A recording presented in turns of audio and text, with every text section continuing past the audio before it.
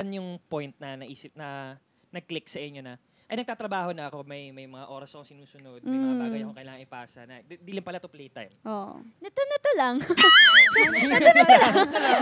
Kanina lang. Ngayon lang actually. Okay.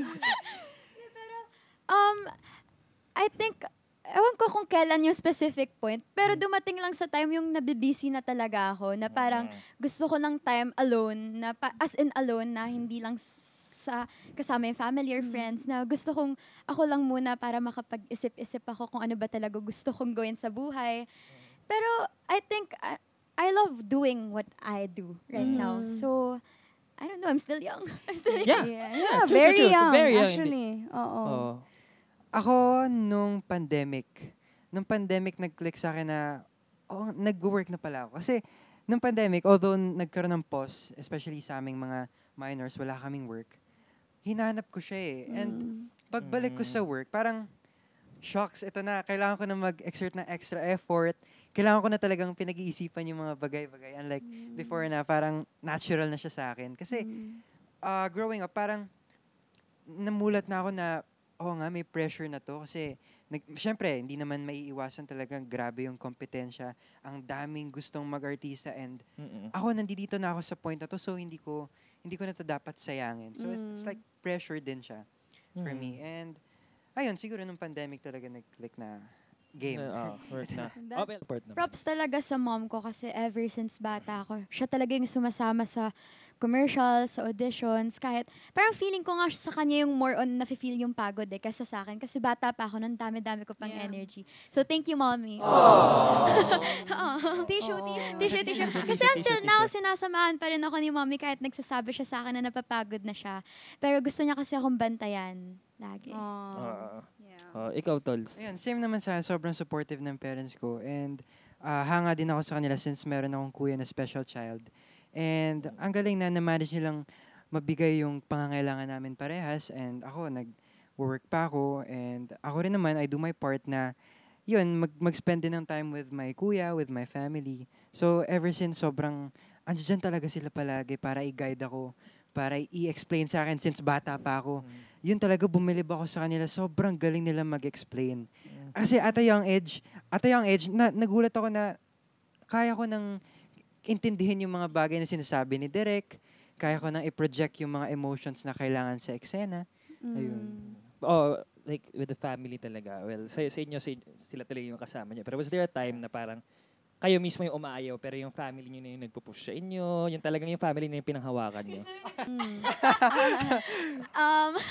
Akin naman baliktad. Ako, gusto ko pa, pero si mommy parang pinasa-stop na ako. Kasi gusto niya mag-focus ako sa studies. Ako kasi sanay na ako, dahil nga bata pa ako, nag-work na ako. Nung pandemic, hindi talaga ako sanay na wala akong naiaambag. Since breadwinner ako before, tumutulong ako kalate sa pag-aaral nila. I have 3 sisters, tas lahat sila ngayon graduate na. Ako na lang ngayon. Ako na ngayon yung tinutulungan din nila since nagkatrabaho na sila. Pero yun, nung pandemic talaga, na-feel ko na parang wala akong halaga, na parang hindi ako nakakatulong sa family, tapos wala pang work nun sila ate. So, ang ginagamit lang yung mga savings namin. So, parang ang hirap-hirap. Tapos, ang dami mo pang nakikita sa social media na sad stuffs. Kasi yun yung algorithm ko. So, na-push talaga yung emotions ko to rock bottom nung time na yun. I think, feeling ko, ina-isolate ko halos lahat ng mga tao around me na parang everyday, ayoko na. Pandemic to, right? Nung pandemic, parang yun talaga yung... Pero I'm happy na nangyari siya nung pandemic kasi at least yung buhay mo, wala kang hinahabol.